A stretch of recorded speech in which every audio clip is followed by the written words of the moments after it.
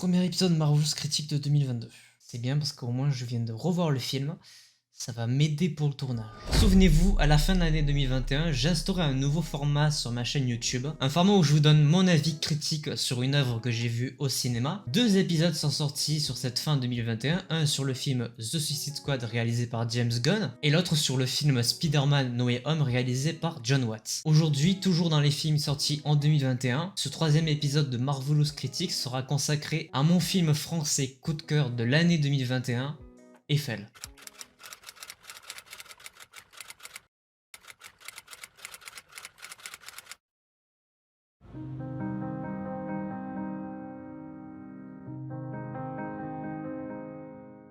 Bonjour à toutes et à tous, j'espère que vous allez bien. On se retrouve aujourd'hui pour une nouvelle vidéo, un nouveau Marvelous Critique. Cette fois-ci, eh bien oui, pour parler d'un film français, le film Eiffel sorti fin 2021. Un film qui m'a surpris, je m'attendais pas à être autant déstabilisé après être sorti de la salle. Je l'ai beaucoup apprécié pour plein de raisons et je vous propose de vous partager mon avis dans cette vidéo.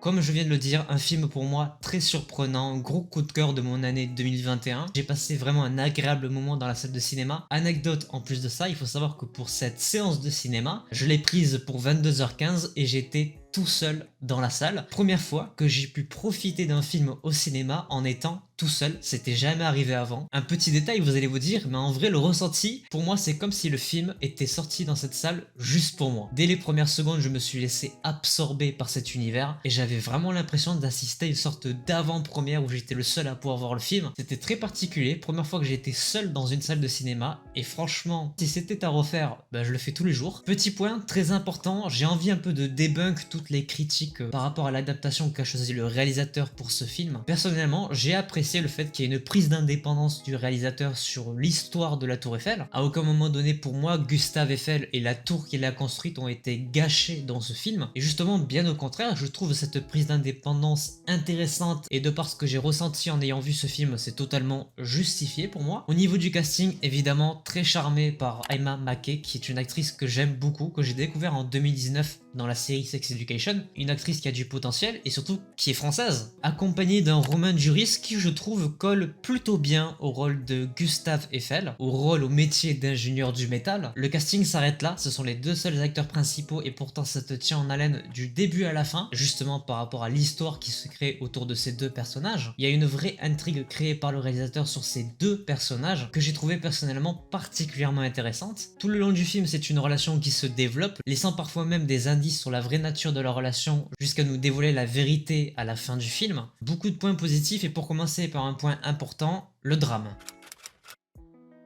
Il y a une très grosse partie drame dans ce film que j'ai trouvé très émouvante. Ça a ajouté une dimension supplémentaire à l'histoire de la Tour Eiffel. La finalité, c'est que ce monument finit par être un symbole pour la France, mais pas que, aussi un symbole pour Adrienne Bourgès, l'âme sœur comme on l'appelle de Gustave Eiffel. Tout ça, c'est d'autant plus triste quand on apprend que la création de cette Tour Eiffel, c'était une preuve d'amour à Adrienne Bourgès, et que finalement, malgré cette belle preuve d'amour qui est quand même un putain de monument, Gustave va quand même se retrouver à finir tout seul sa propre tour, en hommage justement, comme on nous le montre tout le film, à Adrienne Bourgès. Un amour impossible qui, moi, m'a beaucoup touché, c'est un truc que j'aime beaucoup d'ailleurs dans les films, c'est les amours impossibles. Je peux pas l'expliquer, c'est quelque chose que j'ai toujours apprécié dans le cinéma. Pour en finir sur le côté drame, je suis content que le film n'ait pas une vraie happy end, dans le sens où même si effectivement Adrienne revient à Paris lorsque Gustave présente enfin la tour totalement finie au peuple parisien, il n'y a pas réellement de happy end puisque finalement ça s'arrête ici. Il y a un contact visuel entre les deux âmes sœurs mais ça s'arrête là. Je suis très content que ça s'arrête là et qu'on n'aille pas dans le cliché où finalement tout le monde se retrouve très amoureux, ils ont plein d'enfants. Non, pour le coup j'ai beaucoup apprécié cette prise d'indépendance. Il y a un arrêt entre ces deux personnages. Leur histoire ne pouvait pas mieux se conclure par rapport à tout ce qui nous avait été présenté dans ce film. Mais justement venons-en à cette épopée romantique entre les deux personnages.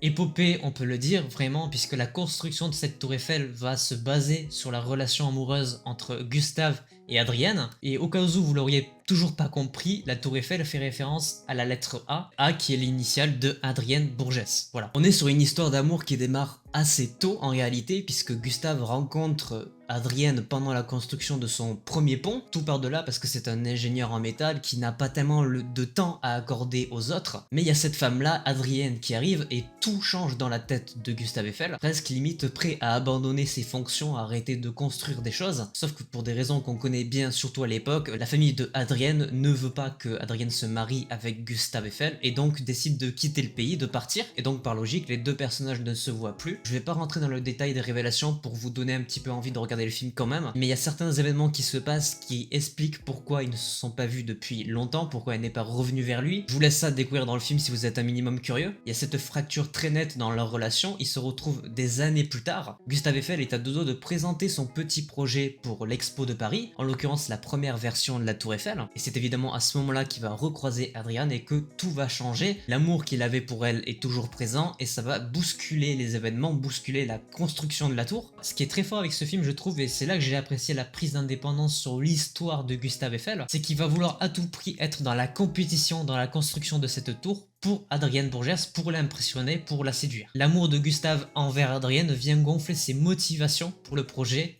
Tour Eiffel. Pas mal de scènes intéressantes où on le voit commencer à modifier la tour de base pour commencer à former la lettre A en référence à Adrienne. Ce sont des petits indices qui laissent entendre qu'effectivement il est en train de faire cette tour pour elle. Indice qui nous amènera à cette conclusion, à cette révélation à la toute fin du film. Dans d'autres indices qui apparaissent, il y a une scène très marquante pour moi. Tu as Gustave et Adrienne qui sont devant un feu, l'axe de caméra choisi, la formation du bois dans le feu, ça forme un A. C'est très très beau, une très belle scène je trouve. Pour en citer d'autres, il y a aussi la robe d'Adrienne quand elle coule dans l'eau, ça forme un joli A. Il y a beaucoup de détails, beaucoup d'indices. En fait, vraiment, l'histoire de la Tour Eiffel est rattachée à cette relation amoureuse entre ces deux personnages. Donc très émouvant, de belles musiques, de belles scènes, de belles couleurs. Beaucoup de scènes de non-dits avec des blancs, juste des regards, qui créent ici pour moi le contraste parfait entre les scènes où il ne travaille pas sur la tour et les scènes où il est avec Adrienne. On a des scènes beaucoup plus dynamiques quand il est sur la construction, avec beaucoup de sons, de la mécanique. Et justement, à côté de ça, quand il est avec Adrienne, on a des scènes beaucoup plus longues, beaucoup plus calmes, avec des musiques très très douces. Tout ça nous amenant à ce que va être la Tour Eiffel, à la fois un symbole pour la France et une preuve d'amour de Gustave pour Adrienne. Et c'est ça que j'ai trouvé très beau, très très bien fait. Et comme je l'ai dit, à aucun moment donné, j'ai trouvé que l'histoire de Gustave Eiffel et de sa tour ont été gâchées dans ce film de par cette prise d'indépendance, de par cette histoire d'amour qui a poussé Gustave à faire la Tour Eiffel.